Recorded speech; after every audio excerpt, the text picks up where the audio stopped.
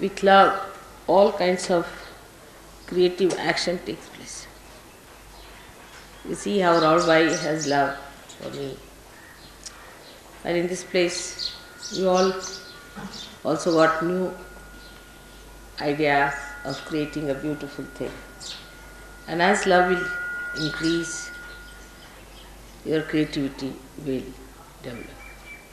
So the basis of all creativity of Saraswati is love. If there is no love, there is no creativity. It's even in the deeper sense. If you see, people who have created all the scientific things are also out of love for the masses, not for themselves. Nobody has produced anything for themselves. If they make something for themselves, it has to become for universal use, otherwise it has no meaning. Even if you say atom bomb and all these things are created from science, they are also very protective. If they had not created those, people would not have taken out their minds from war. Now nobody can think of having a big war. Of course they are having cold wars, but that also will gradually stop when they will be fed up of it. So all the activity on the right hand side of Saraswati basically has to end up in love, starts with love and ends up in love. Whichever does not end up in love coils up and finishes up. It just disappears. So you can see that even matter which is not used for love just finishes up.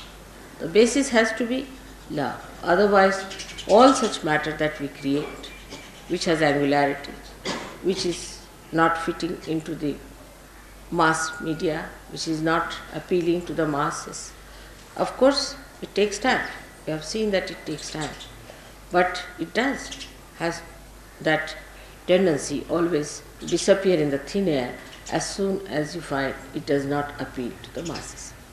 Now this love that we talk of, this great love of God we talk of, we know that it for definite through vibrations. People do not have vibrations, but still they can feel the vibrations in a very unconscious way. All the great paintings of the world have vibrations. All the great creative works of the world have vibrations. Only those who have vibrations have been sustained by time. Otherwise all other things are destroyed.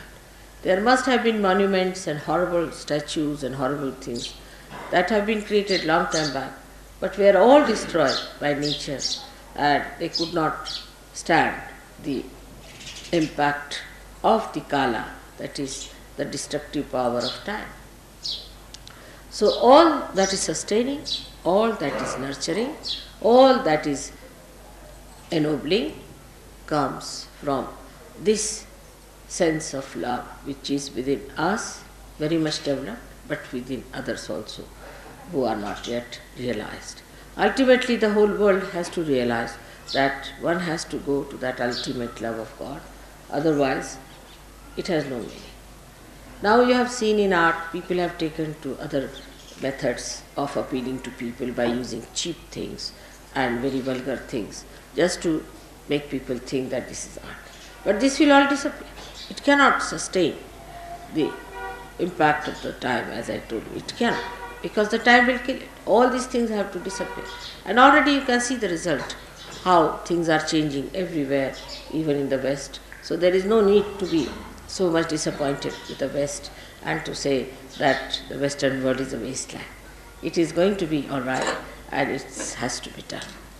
Especially it has done a lot of puja of Saraswati, I should say, in the West. Much more that they have done in India, because they have gone to learning, they have tried to find out so many things. But only thing they forgot, that it is a goddess of learning. Everything comes from the goddess, that's what they've forgotten. And that's why all the problems have been created. If there is no spirit in your learning, if there is no source of the goddess in your learning, then it is absolutely useless. If they had realized that there is the spirit that is working it out, they would not have gone that far. And that's what I was warning the Indians all through, that you are now taking to industrial revolution in a way. And to avoid all the complications of industrial revolution, you must try to know the Spirit. If you do not know the Spirit, you will have the same problems as these people have, because they are also human beings, you are also human beings. You will go the same way, at random you will run, and there will be problems, the same problems as the Western people have suffered. Now, Saraswati's blessings are so many that one cannot describe in such a short time. And the Surya has given us so many powers that it is impossible to tell them even in one lecture, even in 10 lectures. But how we go against Surya and how we go against the Saraswati while doing the worship of Saraswati is to be seen very clearly within ourselves. For example, the Western people are very fond of Surya because they have no Surya with them. But they go too far with it, as you know, and create complications within themselves of Surya. But the main thing that one has to achieve through Surya is the light within. Is the light within. And if Surya chakra at the Agya level is occupied by Lord Jesus Christ, then it is even more essential that the purity of life, what we call niti, is the morality of life. The morality itself has become very much sort of an argument in the West.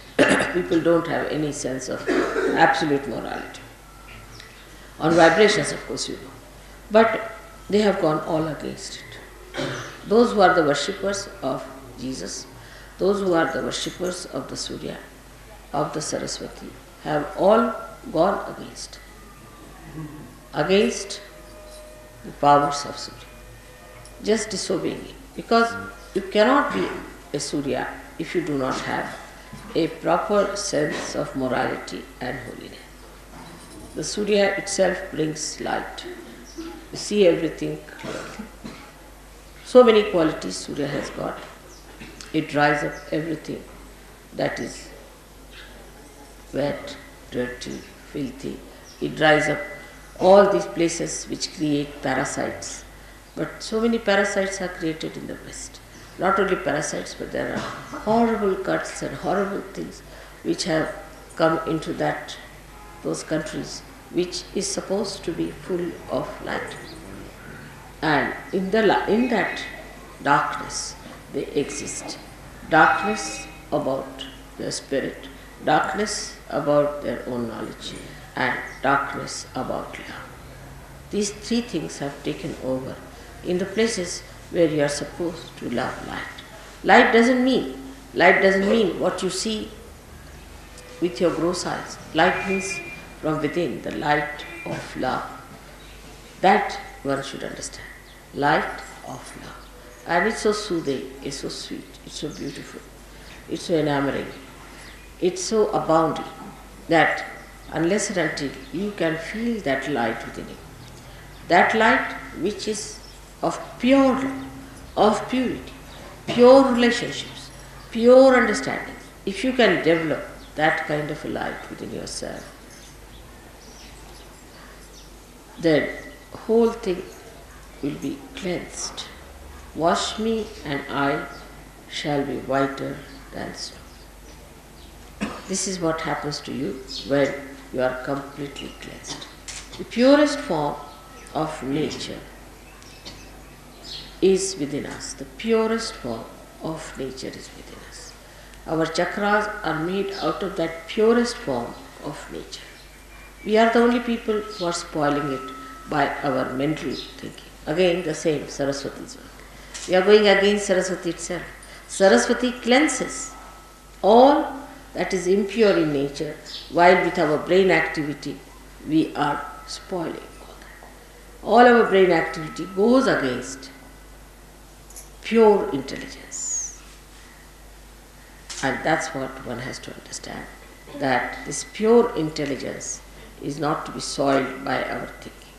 Our thinking can make us so bumptious, so ego-oriented, so impure, that we can really eat the poison and say, what's wrong?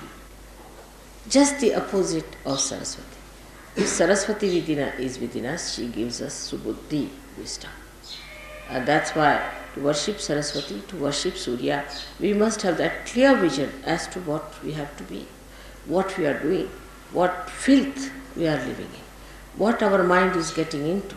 After all, we are here for emancipation and not for just pampering our ego and living with our filth that is with us. So this light should come within us and we should try to rise above our own mental filth which is being created around us. Apart from that, you have to go higher and understand that there is within us a thing called ego. And this ego is false, absolute false. You do not do anything. Actually, when you turn your eyes here and there, when your attention is here and there, it's nothing but your ego is trying to overpower everything.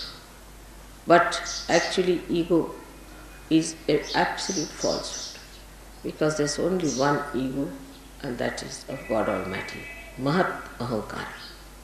There is no really any ego that exists. It's a myth, it's a very big myth. Because if you start thinking, you are doing everything, you are doing this, you are doing that, which you are not doing, then this nonsensical ego comes in and you start working it out. It can project in every direction. When it projects forward, it overpowers others, it tries to dominate others, tries to kill others, becomes cruel.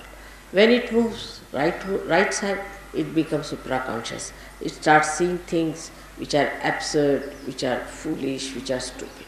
When it moves left side, then it starts seeing things, yourself as a big man, as a big Christ, or as a big Devi, or something. They are Adi Gurus and I am very great personality. That's left side. When it moves backwards, that's the dangerous one. When people become gurus, which are ruining other people. When the ego moves backwards, then they become gurus. They themselves have lots of defects in themselves, and they try to pull people into those horrible stuff which is described as absolute narka.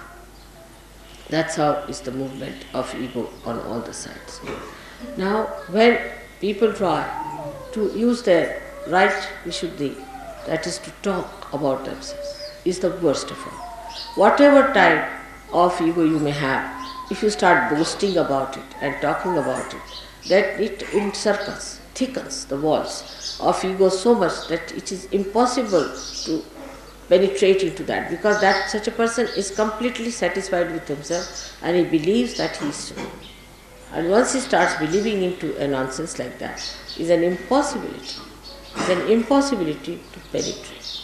So when you boast about these things or you talk big, be careful. You see, you know what I am, but how many times do I say I am that? Even if I say once, it makes tremendous vibrations for you. But how many times do I say so? At the most, if you say something, I say, yes, but I don't say that. If I say it loudly, I don't know what may happen, the whole thing might be blasted with it. So, one has to understand that Mahat Ahankara is the one that acts, that works, that really. Sometimes I shout at you, immediately all the bhoots run away. Just once I shout. Yesterday you saw all the bhoots that were coughing, they all ran. Yesterday just I stopped. So you should understand that now as you are realized souls, you can also do the same. Use your right vishuddhi to shout at yourself. Now will you please stop boasting? Will you stop talking all this nonsense? Will you stop showing off? Then it will stop. Now this thickening takes place by people who really are active, who want to do something about it. Not that they are not active, they want to do it. But they know only one way is to act through talking. They don't understand that there are inner ways by which you control it much more. Because they don't want to take to that, they take to this talking. And once they take to talking and they talk about it, the whole power flows out. But if they do not talk about it and keep it within themselves, it's all right, you can tell me about your experiences or anything, but if you start telling others by talking about it too much, then the powers that you have got will be all disappearing gradually from you. And you'll just come down to absolutely lowest level. So one should not too much talk that I have this power, or I see this, or I do this, which is a very wrong thing. I warn you, don't try to show off. You can talk about my powers, is all right, but don't try to talk about your powers. When it comes, of course, to talk to somebody who is a negative person, or to tell somebody, then you should say that we, not I, we have, some of us have felt this power within us. We have seen people. It may be you only, but you need not say I have. What you have to say, we. Then you become the Mahatahankara.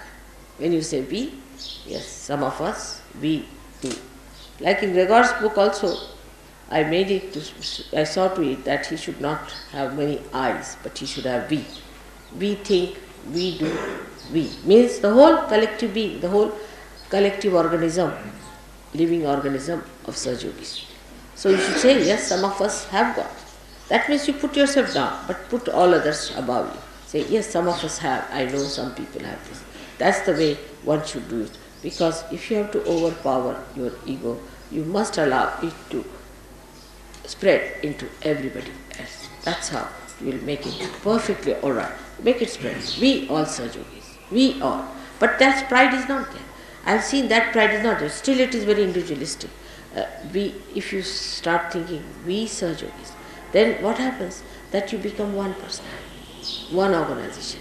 But the person will look down upon other people, will see that this person is low, that person is high, that person is there. But he will not think, we the Sahaja-yogis, how beautiful we are. We, the body of Sahaja-yoga, how beautiful we are. So always think in the words of we. So your ego will become much less, much less, much less. And the same ego which looked so funny and absurd will form tomorrow the Ekadashi. Today's individual ego will merge into Ekadashi. But we all must remember to say we all the time. This is what is today's day is great day for us to change, because the sun has changed its mood now. Sun is coming this side. So let us welcome the sun coming to the north now, this way. And for Australians to say that though the sun has gone, let us establish the sun, the domain of sun within ourselves. Because sun never disappears from our inside. So that is how we have to take a mood by which we should think of one personality, all of us together. All of us together. And anybody tries to be something separate or different, he'll drop it. I'll drop him. Whatever it will drop it. So you just don't worry. Anybody who tries to be singled out or anything, everybody must do whatever they like to nurture the whole, to help the whole, to emancipate the whole, but not to in any way put anyone down or less. Because this is not the way the Sahaja Yoga is. Sahaja Yoga only works in collectivity. And the one who has developed this permeating spirit is a real Sahaja Yoga.